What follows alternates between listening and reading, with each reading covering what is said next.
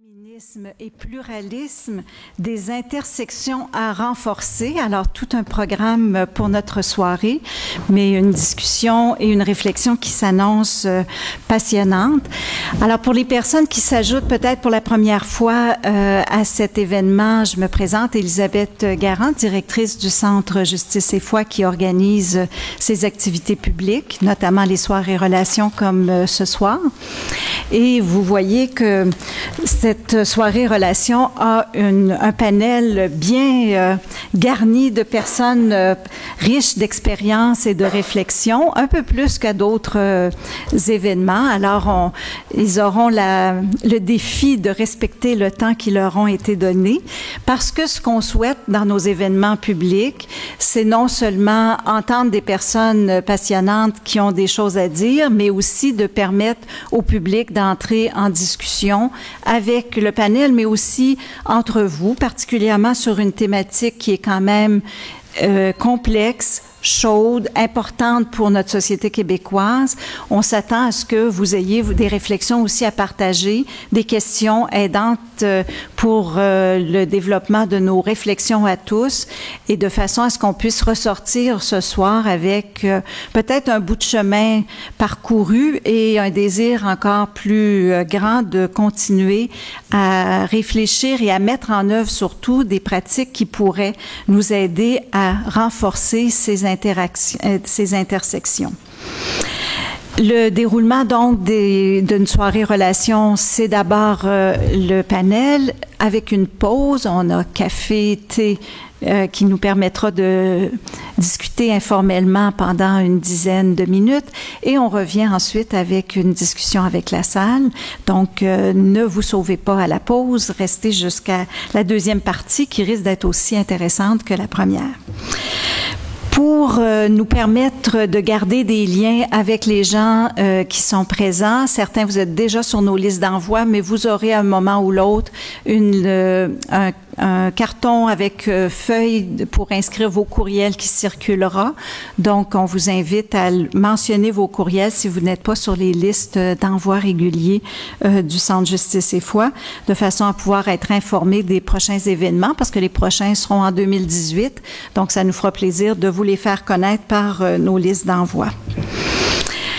On a la chance pour cette soirée d'avoir une visiteuse de loin, qui vient de loin, qui provoque par son passage le désir de pouvoir échanger sur ces questions-là. C'est Alexa Conradi, qui est maintenant en Allemagne, mais qui a décidé de faire un bon tour du Québec et de renouer avec des discussions citoyennes dans différents milieux.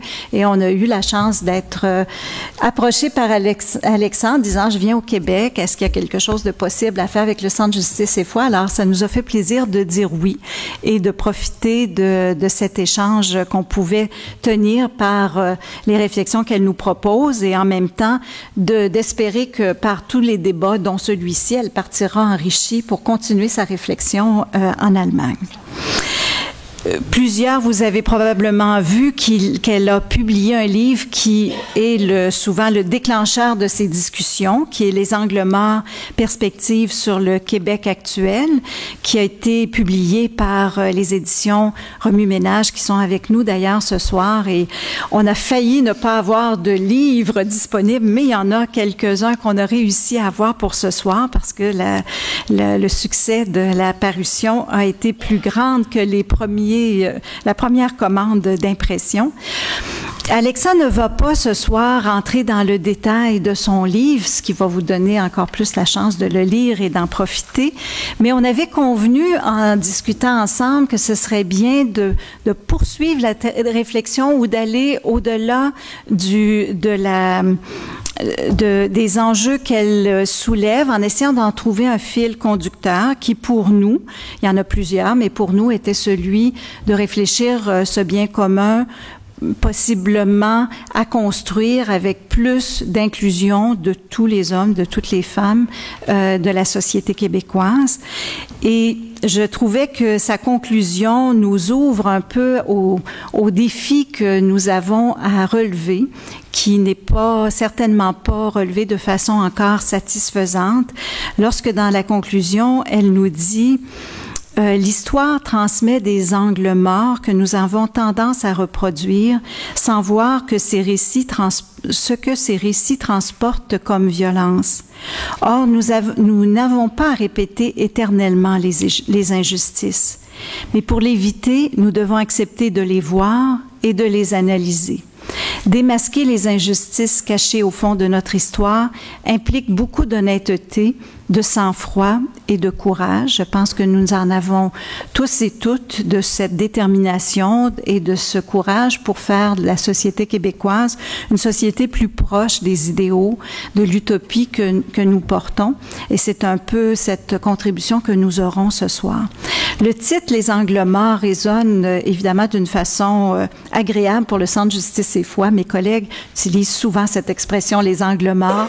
On a eu quelques articles, quelques noms de soirées avec ce terme « les angles morts » parce qu'il représente bien la complexité de certaines choses, notre difficulté à prendre en considération des éléments des différents débats.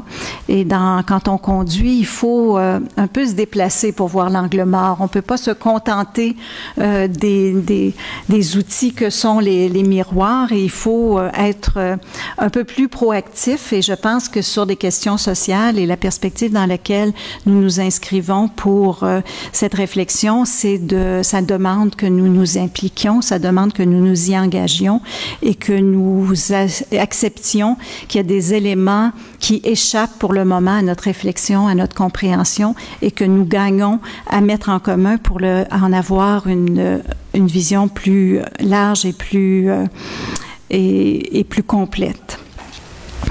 Donc, pour commencer notre réflexion, je donne la parole à Alexa, que plusieurs connaissent comme militante et féministe de longue date, qui a été présidente de la Fédération des femmes du Québec dans ses dernières fonctions ici au Québec avant de nous quitter pour aller en Allemagne. Elle a toujours travaillé d'une façon particulière sur la question des rapports de domination, que ce soit entre les hommes et les femmes, entre les majorités et les minorités, entre le Nord et le Sud. Ce sont des préoccupations constantes de son engagement passé et actuel. Et elle va nous inviter à travers son regard à nous questionner sur certains éléments importants de notre société québécoise. Alors, Alexa, je t'invite à prendre la parole et je vous présenterai nos autres personnes ressources au fur et à mesure. Merci d'abord au Centre Justice et Foi de permettre cet échange. J'espérais en fait que la publication du livre, bien sûr, j'aime bien ça quand les gens l'achètent, mais j'espérais surtout que ce soit une occasion d'approfondir des échanges ensemble sur des questions qui me sont restées en fait vives suite à mon passage des 6 ans à la Fédération des femmes du Québec. Vous n'êtes pas sans savoir, ça a été des années tumultueuses au Québec, puis le Québec continue à vivre beaucoup de tumulte en ce qui concerne une certaine cohésion sociale, des questions qui touchent à l'identité et comment on se mobilise dans une société qui est traversée par tantôt un désir de justice, mais tantôt aussi un désir de domination. Et ces rapports-là sont compliqués. Et donc, j'ai voulu écrire pour m'aider, moi, à comprendre pourquoi ces dernières années au Québec sont si tendues, pourquoi on trouve tant de difficultés à à discuter de certains sujets en paix et sérénité. Et la question me paraît tout aussi valable dans la mesure où juste depuis mon arrivée, ou à peu près dans les mêmes eaux, dans mon retour, il y a l'annulation de la Commission sur le racisme systémique pour la transformation de son mandat dans une consultation sur la valorisation de la diversité puis de l'intégration. Donc, il y a une sorte d'admission ou un désir d'éviter de parler d'une certaine dimension du sujet parce que ça nous dérange terriblement. Il y a bien sûr toute la mobilisation autour de moi aussi qui nous fait valoir à quel point la violence faite aux femmes, le harcèlement sexuel, les agressions sexuelles, et pas uniquement contre les femmes, mais particulièrement sont comme un sujet mettons, de la vie des femmes, mais un sujet qu'on peine à accepter de discuter avec une grande franchise et ouverture. Donc, on se défend. Et bien sûr, l'adoption du projet de loi 62 aussi, donc qui semble absolument impraticable dans son côté application, mais qui pose beaucoup de questions sur quel est le rôle de l'État, quels sont les rôles de la loi, comment on conçoit des choses qui nous dérangent collectivement ou bien individuellement et quelles sont les limites des droits individuels, quel pouvoir s'impose finalement. Donc, en fait, c'est depuis de nombreuses années maintenant que nous sommes au cœur de ce genre de discussion-là. Ce qui a peut-être changé au Québec et ailleurs dans le monde depuis quelques années, c'est qu'on est en train également de voir la concentration, ou du moins le début d'organisation d'extrême droite, ou qu'on va appeler droite populiste. Donc, au Québec, on a des organisations comme la Meute qui prennent de la place. Peut-être ils vont s'autodétruire, on ne sait jamais, mais ce que ça veut dire, c'est qu'il y a un contexte où il y a une droite qu'on peut qualifier d'extrême qui s'organise sur la base d'un racisme qu'il nie. En fait, l'organisation refuse de se reconnaître comme raciste, mais d'après à peu près toutes les définitions de qu'est-ce que c'est l'extrême droite, qualifie finalement dans sa façon de cibler notamment les personnes musulmanes, mais en fait l'immigration comme étant source de nos maux. Donc, il y a, avec la montée de l'extrême droite, une nouvelle réalité qui prend place dans la société québécoise. On a toujours eu au Québec des mini-groupuscules néo-nazis, mais absolument insignifiants comme acteurs publics, alors que la Meute et d'autres comme la Meute, comme avec, si on pense à Rambo sur la Côte-Nord, qui a pris un peu une pause, mais l'émergence de cette tendance-là s'inscrit dans un processus international dans plusieurs pays occidentaux et le Québec ne fait pas bande à part à cet égard. Mais c'est quand même une nouvelle réalité de voir que des idées qui étaient tenues relativement en marge prennent forme dans des organisations d'extrême droite, mais aussi des idées comment je peux dire, des idées qui ont trouvé une forme ont été normalisées au sein de la CAQ et parfois aussi du Parti québécois, qui ont porté des discours qui peuvent à certains moments faire partie d'une même famille dans la manière de faire appel à une sorte de critique où il y a un nous et un vous qui sont incompatibles. Il y a un discours qui se passe dans plusieurs pays occidentaux à l'effet qu'il y aurait une sorte d'islamisation des pays occidentaux, qu'il y a un choc des civilisations. Bon, alors tout ce discours-là qui est repris à plus ou moins d'intensité selon les organisations laisse cours à des divisions importantes dans notre société. Il y a donc cette dimension-là et on a vu avec Trump, l'élection de Trump, que c'est possible après de nombreuses années d'organisation sur les marges qu'éventuellement ces types de milieux puissent en fait prendre le pouvoir. Donc on a, je veux absolument pas être alarmiste pour être alarmiste, mais on on a l'occasion au Québec de se dire comment on se confronte finalement aux enjeux devant nous. Et mon expérience est que ma vaste majorité des organisations, des mouvements sociaux au Québec ont travaillé d'une certaine façon à faire une séparation entre le travail pour le bien commun et le travail contre le racisme. Et parfois, on travaille dans une perspective féministe, mais la vaste majorité n'intègre pas dans un travail, disons, coordonné, pensé, réfléchi et soutenu dans le temps de ces trois dimensions ensemble. Et donc, ça fait en sorte que je suis en train de faire le tour du Québec pour être à la rencontre des gens. Et là, tu as les groupes de femmes qui travaillent contre la violence faite aux femmes, par exemple. Tu as le groupe qui fait du travail contre le racisme. Mais il n'y a pas forcément un travail en commun et les analyses ne sont pas reprises en commun. Et donc, les stratégies et la façon de penser le monde puis la lecture de l'espace sont pas développées en commun.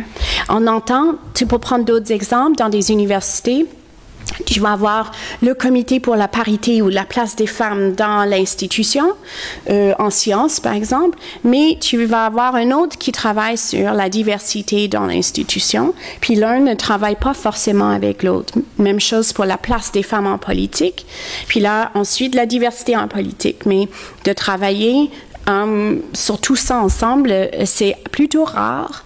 Il y a des organisations qui le font, mais sont plutôt minoritaires. Mais ce que ça fait, on pourrait se dire, ben, chacun a ses spécialités, peut-être. Sauf que l'organisation de nos luttes doit aussi être le reflet des enjeux terrain. Et on a des enjeux terrain tellement importants qui finalement, à mon avis, font en sorte qu'on ne peut pas ultimement séparer les questions. On a besoin de les voir ensemble. Puis la question est peut-être comment. Et avec l'arrivée ou l'espèce d'articulation de l'extrême droite ici et ailleurs dans le monde, il y a un certain appel par des commentateurs de toutes sortes pour dire, bien, on a négligé les travailleurs. Il y a le bien commun qui est souvent utilisé comme un code pour, en fait, des personnes blanches, ou selon le milieu parfois pour les hommes blancs, les travailleurs hommes blancs.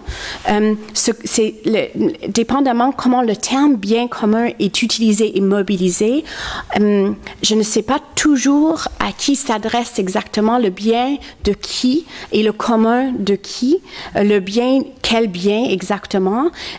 Toutes ces questions-là ont besoin d'être un peu décortiquées pour être capable d'entendre de quoi on parle. Et là, aux États-Unis, notamment suite à l'élection de Trump, il y a eu plusieurs commentateurs qui disaient il va falloir retourner notre regard sur la réalité très difficile des hommes blancs travailleurs qui ont perdu leurs emplois dans le secteur manufacturier et dont les emplois se sont déménagés dans les pays du Sud. Et finalement, on a eu trop d'années où on s'est concentré sur les femmes et la diversité. Donc, il y a une sorte de critique que, d'une part, les travailleurs dont on parle, quand on entend les gens parler, ce sont généralement donc des ouvriers blancs.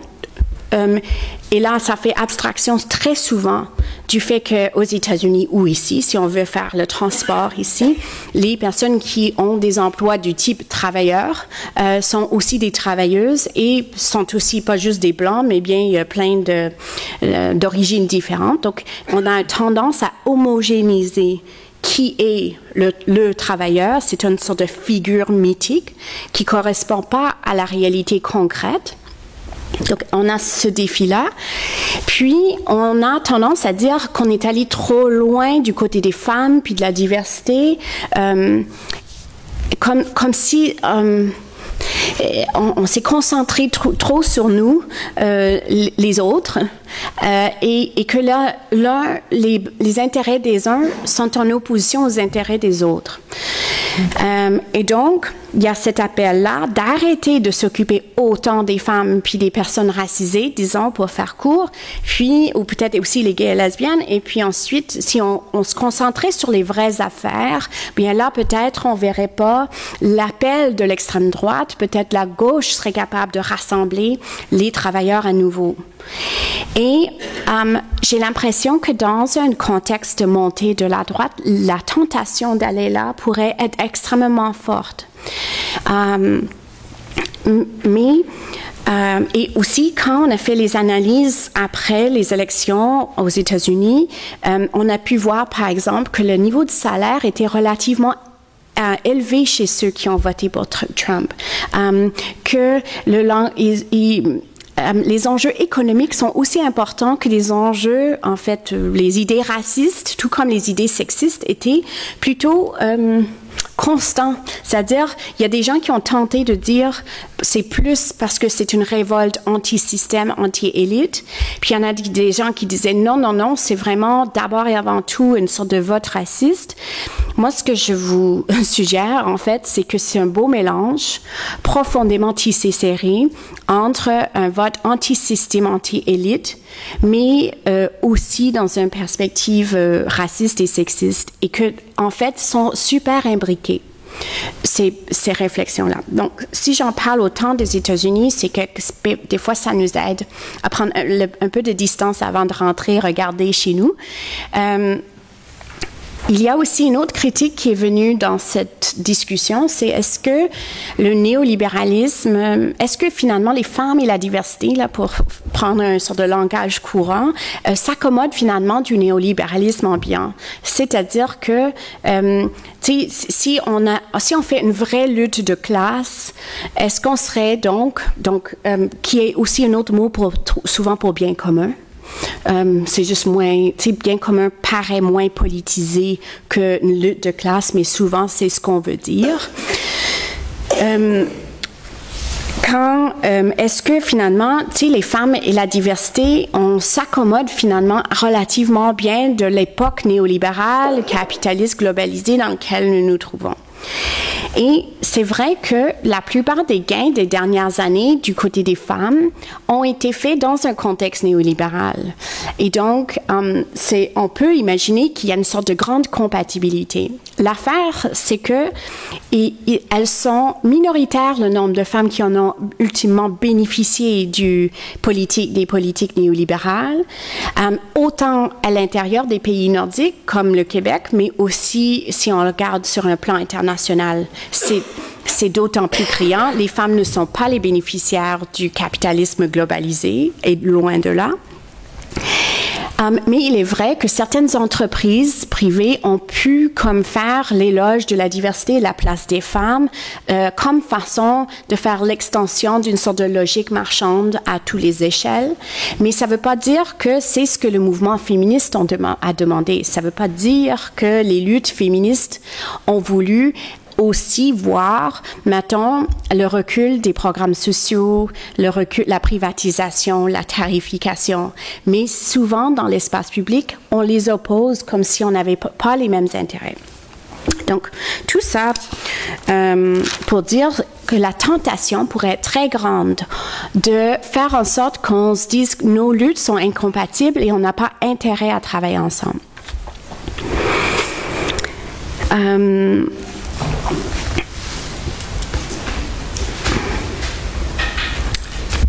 Je vais sauter en fait parce que j'ai fait une introduction pas mal plus longue que j'avais prévu.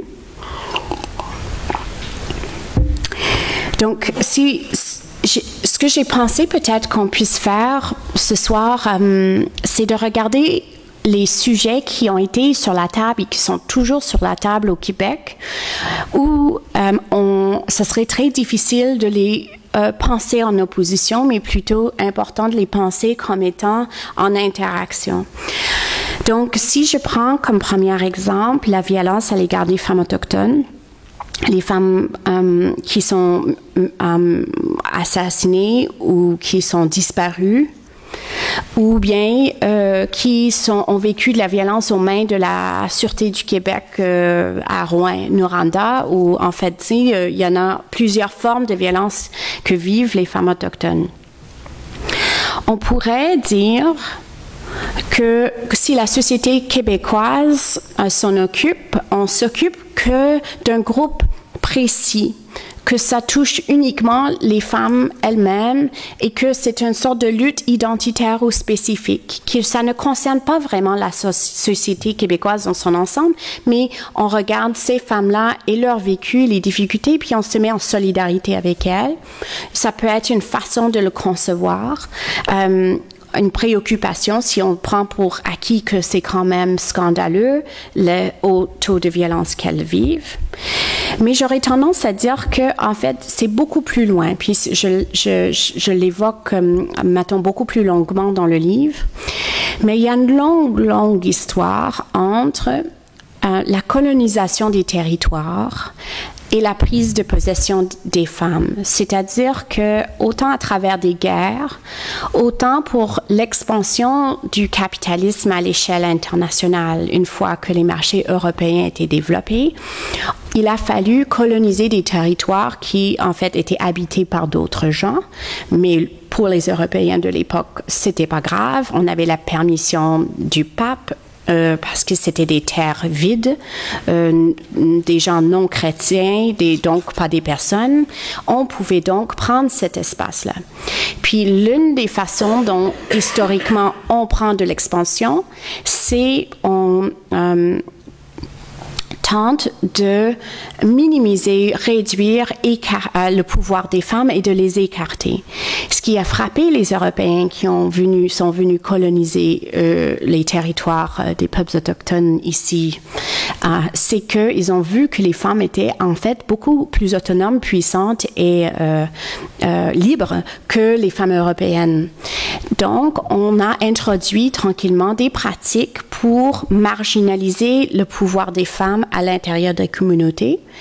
On a une longue histoire d'agression et de viol des femmes sur des territoires ici. Et l'idée, en faisant cela, c'était de déstabiliser la capacité des communautés de résister aux colonisateurs. Mais on a tendance parfois à penser que la colonisation est terminée, puis qu'on est dans une autre phase. Et ce que je cherche à développer dans le livre, c'est qu'en fait, non, on n'est pas du tout dans une nouvelle phase. Le meurtre actuel des femmes autochtones peut ressembler à une forme de prise de possession et de déstabilisation des communautés autochtones en vue de pouvoir faire du développement minier dans les communautés sur les territoires encore revendiqués par les peuples autochtones. Donc, ce n'est pas un hasard qu'on s'attaque à elles. Bien sûr, il n'y a pas un comité central en train de faire une planification, là, mais ça a servi au gouvernement canadien et au gouvernement québécois pour le développement du plan Nord, pour le développement des industries extractives pétrolières, par exemple. Et donc, si on regarde un sujet qui paraît comme étant un sujet loin de nous, les non-autochtones, qui ressemble à un sujet qui concerne que les femmes autochtones, j'ai tendance à dire très souvent, en fait, il y a un lien entre plusieurs choses. Donc, il y a un lien ici entre le modèle de développement du Québec et du Canada. Il y a un lien avec la colonisation des territoires et la déstabilisation des communautés.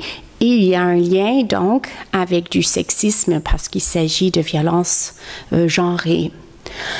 Donc, voilà un exemple où on a besoin de ramener ensemble la question du sexisme, du colonialisme et du capitalisme pour saisir comme il faut la dynamique en cours. Il n'est donc pas question de dire il n'y a que... en fait, le bien commun dans ce cas-ci, qu'est-ce que c'est? C'est le bien commun du Québec. Le bien commun du Québec, la politique au Québec, c'est le développement de ces territoires-là. Et sans forcément accepter le droit de veto des communautés autochtones. c'est nos forces policières qui jouent un rôle dans les communautés ou bien qui ont été laissées aller pour commettre des crimes à l'égard des femmes autochtones. Donc, quel est le bien commun? De quel bien commun s'agit-il? Donc, j'ai tendance à dire, oui, on peut faire un appel à un bien commun, mais sans le regard féministe, sans le regard pluraliste, disons, pour utiliser le langage du titre de la soirée, on va avoir de la difficulté à saisir qu'est-ce qui est en jeu. Je prends un autre exemple. Les femmes musulmanes sont au cœur de nos débats depuis plusieurs années maintenant au Québec. Et elles jouent, en fait, on parle pas vraiment d'elles ou avec elles, mais on parle d'une figure qui est là, qu'elle soit partiellement couverte avec un hijab ou bien entièrement voilée comme avec un niqab ou un burqa. On parle d'une figure. Et la raison que je dis figure, c'est que finalement, c'est devenu assez inimportant pour la société ce que les femmes elles-mêmes ont à nous raconter. Mais il y a là donc un moment qui se joue sur l'identité du Québec, son rapport à la religion, l'immigration, le rapport à la différence, les idées de justice sociale, le féminisme, le rapport de l'Occident au monde arabe et musulman. Il y a énormément de questions qui sont comme touchées la minute qu'on parle de la figure finalement de la femme musulmane. Donc, si on veut essayer de trouver une solution pour sortir du clivage incroyable actuel et aussi une volonté de puissance de la majorité sur les femmes musulmanes elles-mêmes, on a intérêt à essayer de saisir toutes ces couches-là qui fait que le Québec est partie prenante de l'Occident. Pierre Vallière, dans les années 70, après avoir écrit tout ce qu'il a écrit sur le statut du Québec colonisé, il a aussi reconnu que le Québec n'était pas comme les pays qui étaient subjugués dans un contexte colonial international comme l'Algérie ou comme le Mali.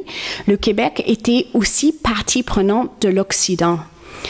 Et ça, étant donné le statut encore non résolu du Québec dans le Canada et la confiance du Québec face à son statut, on a de la difficulté parfois à le voir et ça rend le travail terrain de justice pour les peuples autochtones, pour les personnes racisées au Québec, très, très difficile à faire. Mais j'ai tendance à dire que sans un travail qui reconnaît l'agentivité des femmes musulmanes, sans un travail qui reconnaît que le Québec participe d'un discours occidental sur les peuples civilisés et non civilisés, entre guillemets, si on ne regarde pas ces dynamiques-là et on regarde pas les multiples dimensions, on va avoir de la difficulté à trouver des solutions basées dans la solidarité. Dernier exemple, puis je prendrai moins de temps pour le faire. La violence contre les femmes en ce moment est quand même un sujet en avant-plan, mais on est au tout début des réflexions dans la société et en fait encore moins dans la société, mais même dans le mouvement des femmes, de la violence du système carcéral. C'est-à-dire qu'on a développé une pratique de dire qu'on veut voir la criminalisation de la violence faite aux femmes avec des très bonnes raisons. On a voulu que des hommes en particulier, soient traduits en justice et qui reçoivent les peines qui soient aussi importantes que la gravité des crimes. On est mais très, très loin du compte. Puis, pendant ce temps-là, qu'est-ce qui se passe? Qui est en prison actuellement au Québec et au Canada? Bien, il y a une augmentation fulgurante des personnes autochtones et des personnes noires dans nos prisons, pendant qu'il y a une diminution des personnes blanches dans nos prisons. Ce qui fait que des communautés racisées ont des grandes questions sur la stratégie à développer en matière de violence contre les femmes qui disent, ben finalement, si ça veut juste dire qu'il y a plus de nos hommes en prison et pas les autres, est-ce qu'on est en train de faire une forme de système carcéral raciste?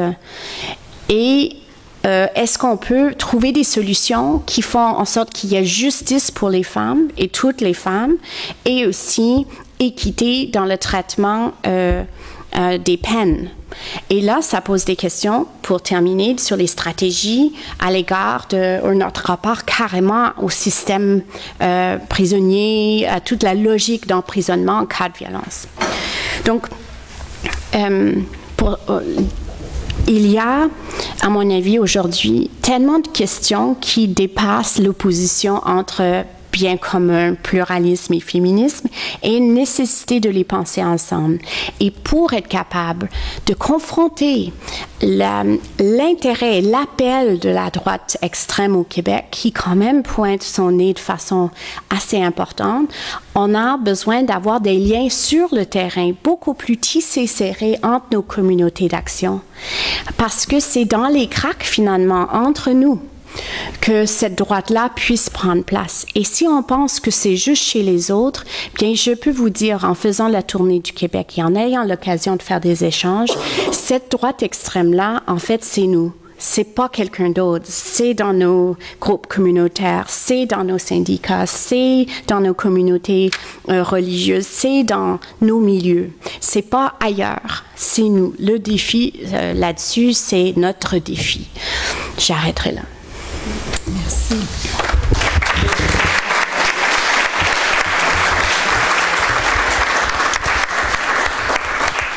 Alors, à travers ces 3 exemples, mais aussi la mise en route que tu nous as offerte, on trouve évidemment beaucoup déjà d'éléments de questions et de discussions à poursuivre. Je retiens quand même l'interpellation que tu nous fais sur qu'est-ce que le bien commun, quel bien commun, qui revient à chacun des exemples et de quelle façon on tient compte des autres dimensions pour en arriver à une solution qui n'a pas des conséquences aussi néfastes que le problème auquel on essaie de résoudre, particulièrement le dernier exemple.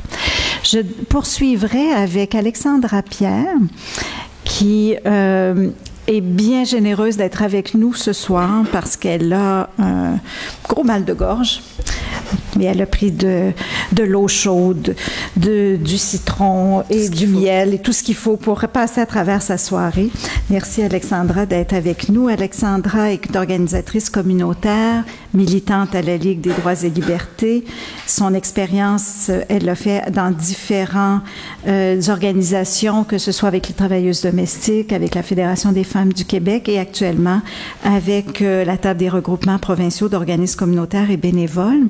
Pour les 3 prochains intervenants, on leur a demandé beaucoup plus brièvement, en 12 minutes, je vais être généreuse de 2 minutes peut-être, avant de les arrêter, mais de réagir à partir du point d'ancrage où ils ou elles sont. Donc, Alexandra prendra exemple de ce qu'elle observe, de ce qu'elle vit dans le milieu communautaire pour continuer la réflexion proposée par Alexa.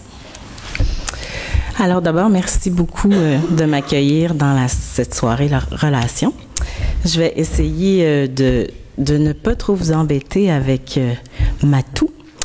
Moi, l'angle que j'ai décidé de prendre sur la question qui nous était posée aujourd'hui, c'est un angle très concret, en fait. Je vais parler de mon expérience puis de mes réflexions sur la question du racisme dans le communautaire pour essayer d'éclairer un peu cette question du pluralisme et du bien commun telle qu'elle nous a été posée ce soir.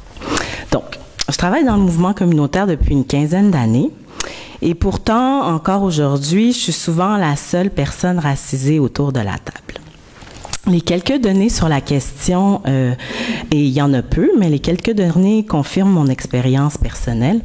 Alors que, selon Statistique Canada, les minorités visibles, on reviendra sur tous ces termes-là, mais représentent 30% des personnes à Montréal et 11% de la population au Québec. Il y en a très peu dans le communautaire. À titre d'exemple, je je ne veux pas trop vous embêter. Est-ce que vous m'entendez? C'est bon? Oui. Je veux pas trop vous embêter avec les statistiques, mais à titre d'exemple, en 2015, un portrait qui se fait à tous les années du secteur soulignait que 70% des organismes communautaires et 72% des regroupements n'avaient aucune personne issue de l'immigration à leur emploi. Et de ces pourcentages, près d'un tiers des organismes et des regroupements avaient déjà seulement 31% avaient déjà embauché dans le passé une ou plusieurs personnes issues de l'immigration. Lorsque les personnes racisées rentrent dans les groupes communautaires, les choses leur présence provoque souvent des réactions assez vives. Donc, pourquoi la question de la diversité et du pluralisme est-elle importante pour le communautaire? Pour moi, il y a un enjeu d'abord de cohérence, mais aussi une question sur la capacité d'agir politiquement de ce mouvement-là. D'abord, sur la question de cohérence, le communautaire est fondé sur l'idée d'arriver à une société juste, égalitaire par la transformation sociale, notamment en améliorant le tissu social et la qualité de vie des personnes et en créant ou en développant des espaces démocratiques. Le par, pour, avec résume bien la philosophie du communautaire. Plusieurs de ces groupes-là ont été créés pendant la Révolution tranquille, parallèlement à un État-providence, très puissant et très centralisateur. Ils ont été créés dans l'idée que les personnes et les communautés affectées par les difficultés sociales sont les mieux à même d'y trouver des solutions. Les groupes racisés sont historiquement parmi les plus marginalisés et les plus confrontés aux problèmes sociaux que le communautaire veut éliminer. Dans ce contexte, ça me semble difficile de parler de par, pour, avec sans que les groupes racisés fassent partie de l'équation. Ensuite, sur la question de la capacité d'agir du mouvement communautaire, il me semble que la force du communautaire est basée, entre autres, sur le nombre de personnes qui rejoignent, toute l'idée du 99% contre le 1%, et surtout sur son aptitude à soutenir les aspirations des personnes marginalisées et à être un moyen de mobilisation pour ces personnes-là. Donc, l'idée d'être la voix des sans-voix. Ne pas prendre la question du pluralisme à bras-le-corps, pour moi, c'est renoncer à cet objectif d'émancipation globale et de renoncer aussi à la force du nombre que donne le communautaire dans cette stratégie-là. Quelles sont, une des questions qui était posée pour cette soirée, c'était quels sont les obstacles ou les résistances à ce pluralisme, donc dans le cas qui m'occupe, à ce pluralisme dans le communautaire?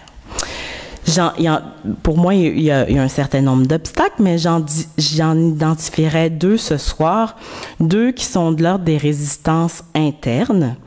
Et le choix des résistances internes n'est pas anodin pour moi parce que dans le communautaire, généralement, l'enjeu du pluralisme est souvent évoqué comme quelque chose qu'on combat, quelque chose d'extérieur, mais rarement comme quelque chose qui est une réalité qui affecte les interactions dans le milieu et qui affecte les analyses politiques qui en découlent. Donc, le premier obstacle pour moi, je vais passer peut-être un peu plus rapidement là-dessus, mais c'est la manière de nommer et d'analyser le racisme. Déjà, il y a toute une confusion dans les termes, là, immigrants, communauté culturelle, minorité visible. Tous ces termes-là ont une signification et pour moi, un des défis ou un des obstacles, c'est le fait que le communautaire ait encore peine à y réfléchir. Le terme toute l'idée du racisme systémique, on en a beaucoup parlé dans les derniers mois. Ça commence à faire son chemin, on commence à un petit peu plus comprendre qu'est-ce que ça signifie. Et il reste beaucoup de travail à faire pour l'appliquer dans nos propres analyses dans le milieu communautaire. Je m'inclus dans ce milieu-là dans lequel je travaille et qui m'inspire beaucoup. Il reste 2 minutes? C'est vrai? Ah mon Dieu. Voilà. Puis toute la question de comment on nomme les choses. La deuxième difficulté, c'est la difficulté à articuler les différentes luttes. Donc, le concept où l'idée de lutte principale est très tenace. Donc, d'abord le capitalisme, d'abord la question nationale, d'abord le patriarcat. Tout le reste qui rentre pas dans le cadre de ce qu'on pensait généralement, et Alexa le soulignait, des personnes ouvrières, de conditions modestes, blanches, chrétiennes, généralement hétérosexuelles. Tout le reste est un particularisme, un problème secondaire qui éloigne de la lutte. Ce qui inclut évidemment les revendications des luttes et des personnes racisées. Pourtant, si on parle de racisme, il est quand même important de redire que l'expansion du capitalisme est intimement liée à l'esclavage et au colonialisme, que l'esclavage des Autochtones et des Noirs au Québec comme au Canada, ainsi que la dépossession territoriale des peuples autochtones a été rendue possible par une logique raciale. La question de cette notion de lutte principale me fait beaucoup penser à la théorie du trickle-down economy, la théorie du ruissellement en économie. Les luttes, peu importe comment elles sont construites, vont forcément avoir un impact sur toutes les personnes opprimées, quelles qu'elles soient et quelle que soit leur oppression. Donc, pour moi, c'est vraiment une réflexion à avoir dans le communautaire sur cette fausse unité qui correspond pas à la réalité puis qui n'a jamais réellement correspondu à la réalité. Pour moi, c'est très important dans cette réflexion sur le pluralisme d'essayer de changer notre trame narrative puis notre façon de raconter nos luttes et de les concevoir aussi. Il me reste pas beaucoup de temps, j'avais plein de choses à dire, mais on pourra, dans les échanges, aller plus avant. J'aimerais quand même terminer par une citation d'Angela Davis, qui est venue à Montréal cet automne, et qui disait, je vais faire une traduction libre après, If the most oppressed are free, the chances are that the entire country will be free. It's a way of achieving another kind of universality. The assumption is that universality is related to the majority. Maybe it's the other way around. Donc, ma traduction libre. Si les personnes les plus opprimées deviennent libres, il est fort à parier que l'ensemble du pays deviendra libre. Il s'agit d'une manière d'atteindre une autre forme d'universalisme. L'hypothèse courante est que l'universalisme est relié à la majorité. Peut-être que c'est l'inverse.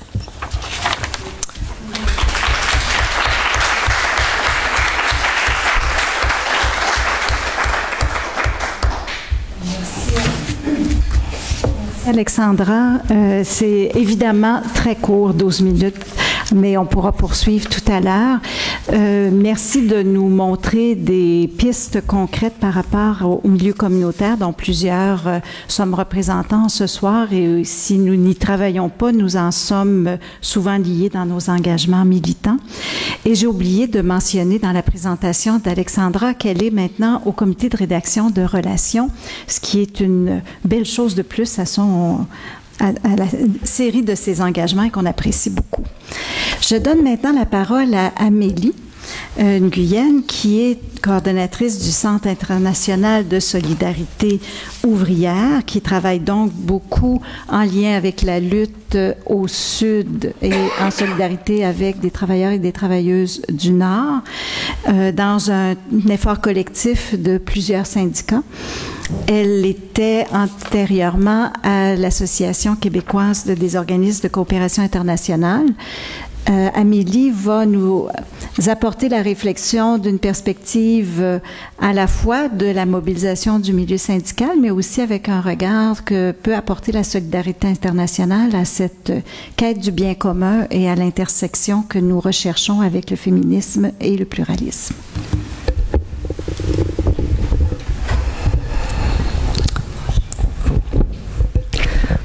Encore plus?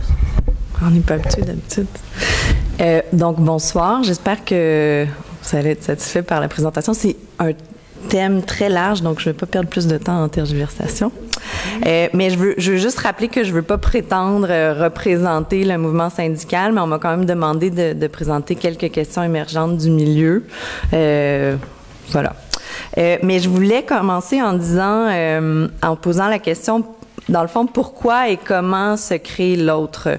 Parce que ce que je trouvais intéressant dans le livre d'Alexa, c'est de revenir à la période coloniale, puis de faire référence à la catégorisation, à l'essentialisation, à la hiérarchisation entre les cultures, qui permettent en fait le rapport historique de domination de se mettre en œuvre au niveau colonial. Je veux dire, quand il y a eu la période coloniale, on a estimé qu'il y avait des barbares et décivilisés. On a catégorisé l'Occident comme étant supérieur, puis ce qui a permis, puis on a pensé aussi que le territoire était vide de toute culture, ce qui a permis finalement de s'implanter sur plusieurs territoires à partir de cette justification-là qui n'était pas du tout véridique, mais c'est au cœur, je pense, ces trois aspects-là de la catégorisation, l'essentialisation, la hiérarchisation, au cœur de l'altérisation, de la création de l'autre,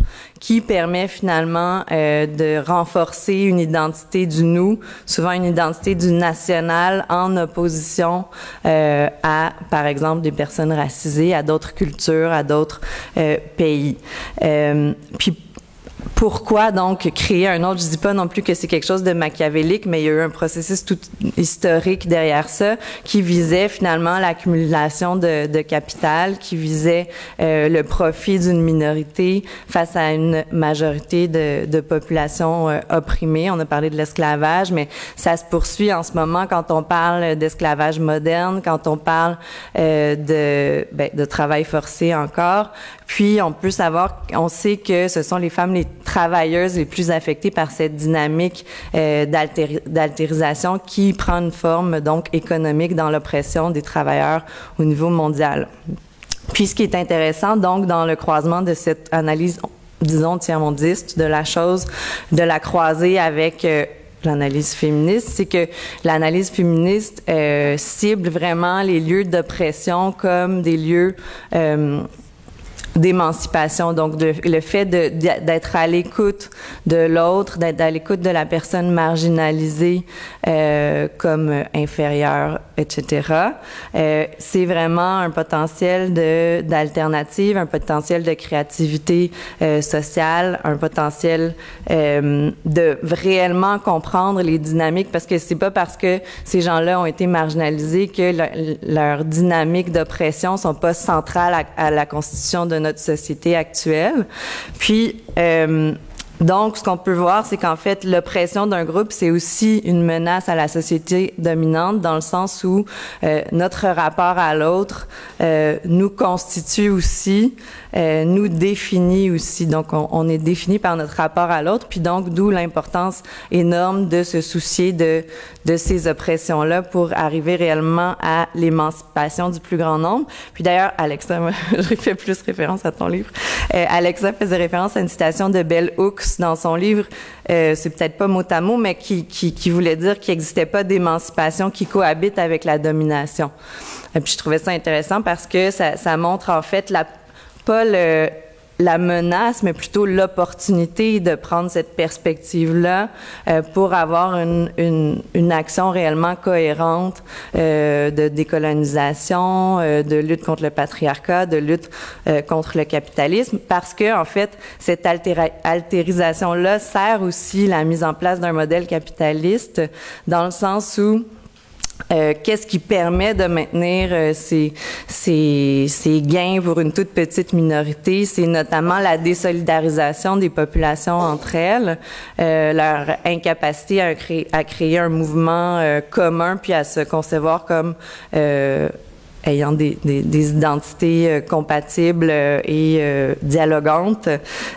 Puis donc, ça nous affaiblit beaucoup, cette division-là internationale, d'où l'intérêt d'avoir une perspective plus cohérente, incluant l'histoire dans toutes ses nuances, parce que ce qui est dénoncé beaucoup aussi, c'est l'idée d'une identité monolithique, justement, qui est ni vrai pour la population dominante, ni vrai pour la population qui est dominée. Donc, le nous et l'autre sont injustes pour les deux populations. Puis donc, ce à quoi on est invité beaucoup, c'est à bâtir une histoire qui tienne compte des résistances, de la richesse de l'existence humaine, mais pas un récit qui réifie les dynamiques de pouvoir historiques telles que je les ai mentionnées. Mais donc, d'où l'idée de voir les angles morts. Mais moi, je dirais encore plus voir les angles morts comme des opportunités. Là, maintenant, pour ce qui est du comment ça se manifeste dans le mouvement syndical, c'est comme un petit... c'est deux chaises qui peuvent sembler éloignées, mais je dirais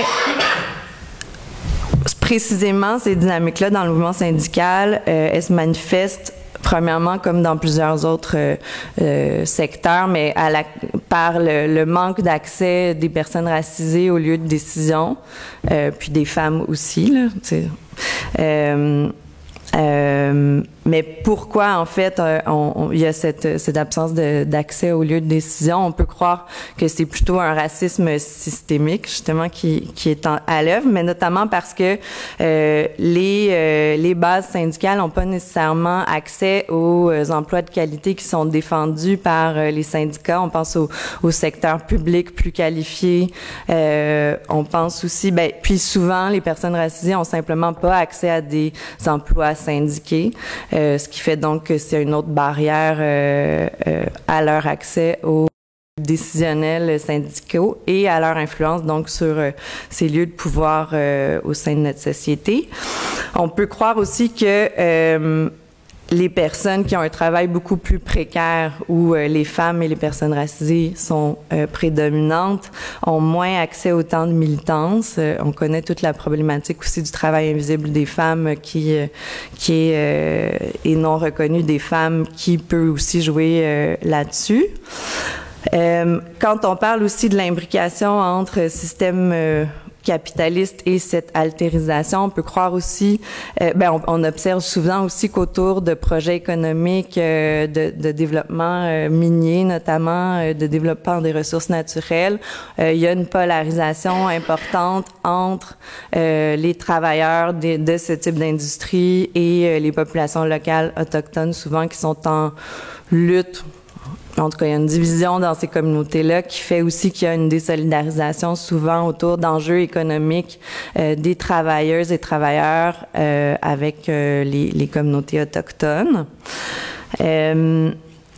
Puis donc, comme initiative, donc 4 problèmes clés, là, mais il y en aurait sûrement d'autres à dire, à présenter. On pourra élargir pendant la discussion.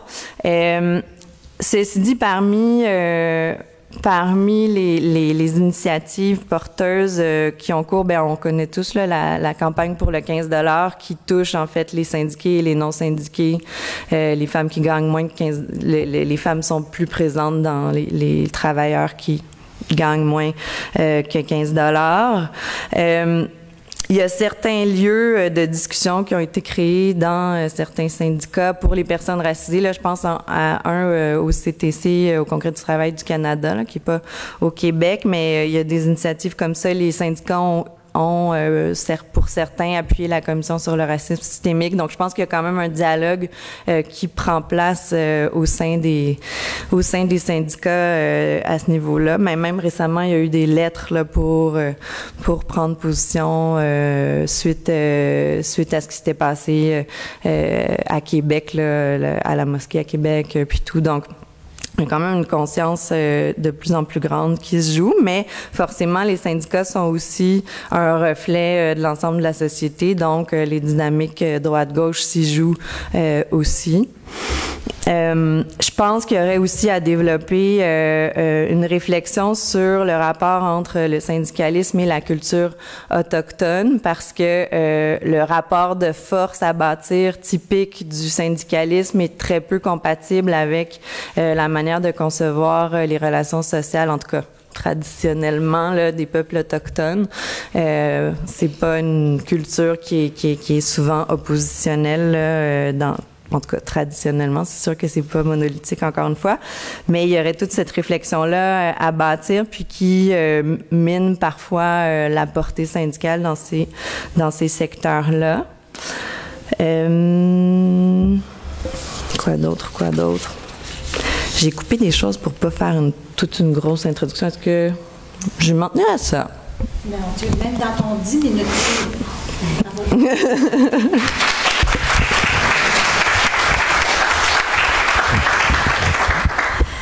Alors, merci de nous rappeler qu'il y a quand même une réflexion sur l'autre qui est assez fondamentale dans toute notre, dans notre discussion à se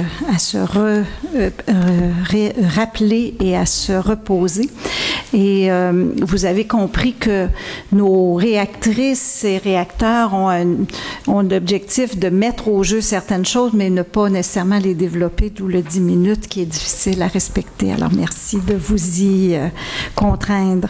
La dernière intervention est par Marc-André Cyr, qui a son micro, j'ai pas besoin de faire ça, qui est chargé de cours en sciences politiques à l'UQAM, spécialiste des mouvements sociaux, mais qui a aussi une longue implication d'engagement auprès des populations immigrantes et notamment de leur faire découvrir le Québec, encore récemment avec Femmes Relais.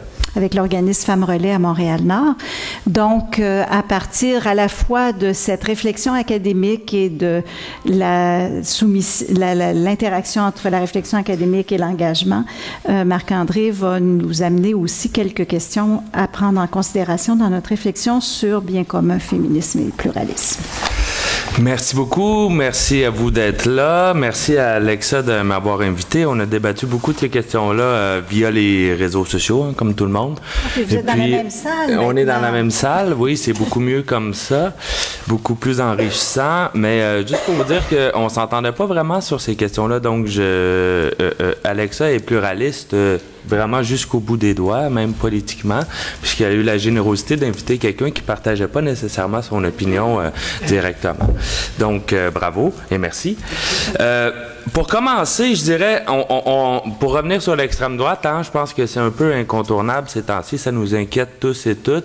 On fait face à une dynamique assez malsaine et je crois que on vit dans une espèce d'enfermement idéologique hein, depuis quelques années, mais ça devient de plus en plus manifeste depuis quelques mois.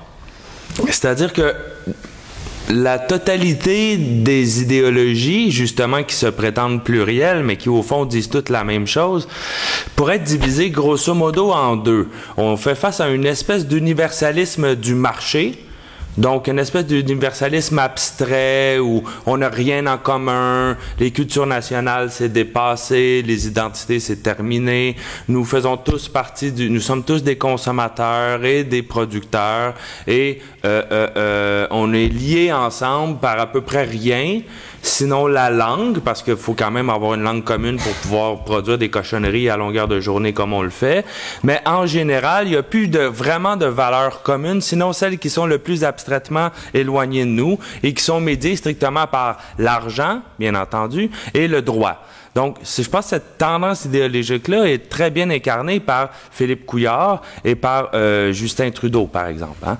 Nous, qui est Québécois, qui est Canadien, ben vous avez une adresse postale ici, vous êtes Québécois et Canadien, on n'a pas à se soucier plus de savoir si est-ce qu'on a un projet en commun, est-ce qu'on va ensemble vers quelque chose? Non, on s'en va nulle part et c'est tant mieux parce que ça nous permet de faire massivement venir du cheap labor un peu partout dans le monde. Face à cet universalisme-là, abstrait du marché, ou cosmopolitisme du marché, peut-être le terme est plus juste, se trouve une espèce de nationalisme ethnique réactionnaire qui est en réaction face à ça nécessairement et qui dit non, non, non, c'est épouvantable, les cultures nationales s'effondrent, on s'ennuie de Mémère Bouchard sur son balcon qui se berce avec Ticoun, on s'ennuie de la soupe au pois, on s'ennuie du bon vieux Canadien français avec sa chemise à carreaux, sa tuque des patriotes et tout ça. Donc, on a un autre nous qui est pas celui nécessairement du marché, mais qui repose sur le passé. Nous voulons préserver ce que nous étions et ce que nous ne sommes plus déjà, n'est-ce pas? Puisque tout ça, c'est bel et bien passé. Effectivement, la mondialisation, la globalisation a taillé en pièces les différentes cultures nationales telles qu'on les définissait auparavant. Seulement, évidemment, d'un côté comme de l'autre, on ne voit pas que tout ça est créé par le capital, par l'accumulation infinie de valeurs abstraites qu'on appelle l'argent. L'universalisme du marché embrasse à bras-le-corps cela. Les cultures nationales foutent le camp, la mondialisation, c'est merveilleux, tout va bien, arrêtez de vous en soucier. Et ces gens-là, justement, vont généralement se prononcer comme étant cosmopolites, multiculturalistes, antiracistes et tout ça. Face à eux, les nationalistes sont très fâchés, mais ils ne voient pas non plus que c'est la contradiction du capitalisme qui crée tout ça. Le capitalisme a créé les nations. Le capitalisme est la mère de la nation, de l'État-nation. C'est un phénomène historique précis, la nation. Ça n'a pas toujours existé, contrairement à ce qu'on peut croire. Ça se développe avec la modernité capitaliste. Donc, ces nationalistes-là ne peuvent pas voir que la contradiction qu'ils dénoncent est en fait créée par le système qu'ils chérissent aussi. Donc, on se retrouve avec des nationalistes qui, en mangeant du poulet frit Kentucky avant d'aller chez Walmart, chialent que l'immigration menace la culture nationale. Vous voyez? Donc, ils ne peuvent pas voir que c'est les capitalistes le problème. Il reste une solution, et c'est de s'attaquer aux plus vulnérables. L'autre, celui qui vient de mettre les pieds, c'est lui la menace, et non le Walmart qui vient de détruire des commerces ou un marché local. Face à ça, la gauche est assez démunie. Pourquoi? Parce qu'elle a fait le compromis, elle aussi, du capitalisme. Le système capitaliste est indépassable. C'est comme, vous dites que vous êtes anticapitaliste de nos jours. Voyez comment on traite Québec solidaire en chambre. Amir Kadir, le grand radical et tout ça. Populiste, il lance des souliers, il est bien méchant. Gabriel Nadeau-Dubois, vous voyez, de ses 100 livres mouillés, c'est supposément une des personnalités les plus radicales du Québec, etc., etc. On a bien à s'ennuyer un peu de Michel Chartrand dans ce temps-là, qui était drôlement plus direct et radical que ces gens-là. Quoique j'ai tout mon respect pour eux, c'est pas ça la question. Mais en dehors du capitalisme, il n'y a pas de solution, il n'y a pas d'horizon possible. Donc, on a seulement des idéologies qui nous proposent d'aménager ce système-là. On a laissé de côté, donc, la classe sociale, les classes sociales, la lutte des classes, c'est terminé. Les travailleurs sont très bien intégrés à la machine. Et la classe, justement, si on prend une acceptation, disons, générique, pas comme un marxiste-léniniste des années 70, qu'on va un petit peu plus loin, la classe, c'est quoi? Eh bien, elle est formée des pauvres, des femmes, des gays, des exclus, des nouveaux arrivants, des immigrants, des autochtones, bref, de tous ceux et celles qui sont dépossédés par une élite financière ou économique et par une élite politique qui est souvent la même que l'élite économique. Donc, tous ces gens que nous sommes et qui sont dépossédés n'avons plus de nous, n'avons plus de collectif à affirmer. Ils ne s'affirment, malheureusement, que les groupes minoritaires en tant que minorité. Il faut retenir ça. Ils s'affirment en tant que minorité. Il n'y a pas de possibilité que la minorité ne soit plus minoritaire. On vous accepte, on va vous donner des droits en tant que minorité, on vous a oublié depuis quelques décennies, voire quelques milliers d'années. On va vous redonner des droits, c'est beau, le libéralisme permet ça, mais il faut rester une minorité. Faudrait surtout pas que ces multiples identités-là se coalisent à travers le mince fil rouge qui les recoupe tous, c'est-à-dire l'économie, justement. On revient à la question du capitalisme.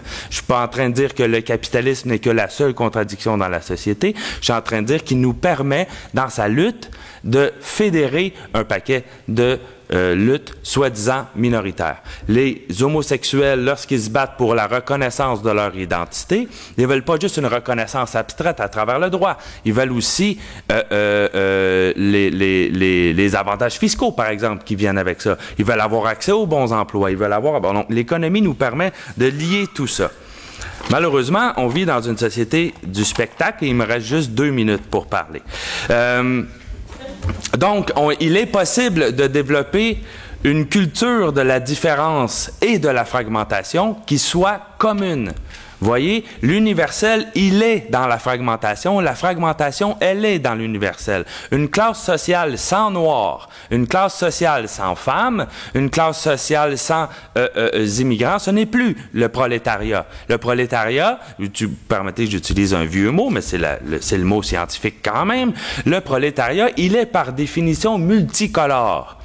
N'est-ce pas? Il n'a pas de couleur. Donc, ça nous permet, à travers ce qu'on appelle la bonne vieille lutte des classes, de fédérer ces luttes-là et de dépasser l'état dans lequel on se trouve. Parce que les femmes ne seront libres que dans une société qui sera libre. Les gays seront libres lorsque la société dans laquelle ils vivent sera également libre.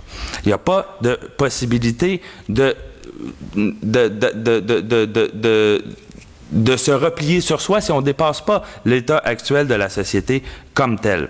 Il faut donc dépasser aussi ce qui affecte parfois, et là je deviens un peu plus polémique parce que bon, tout le monde était consensuel, c'est un peu plate.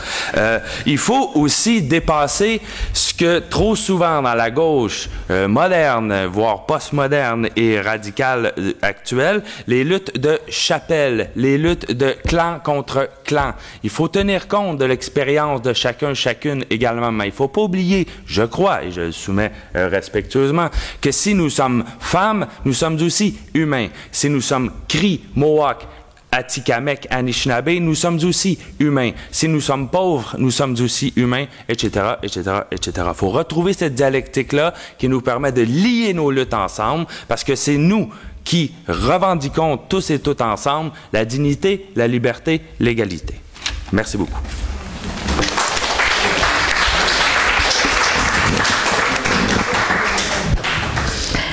Alors, de l'approche plutôt collective, on en débattra certainement par la suite. Merci Marc-André d'avoir introduit une autre approche qui vise tout de même à tenir compte de ce défi que féminisme, pluralisme soit partie prenante des luttes communes et que nous puissions le repenser aussi à partir de cette base. Donc, des perspectives que vous serez invités à poursuivre, à réfléchir, à continuer à mettre en discussion. Avant de vous laisser pour votre 10 minutes de pause, je vous rappelle quelques petites annonces. Celle des coquelicots blancs que vous avez peut-être vu à la table d'entrée.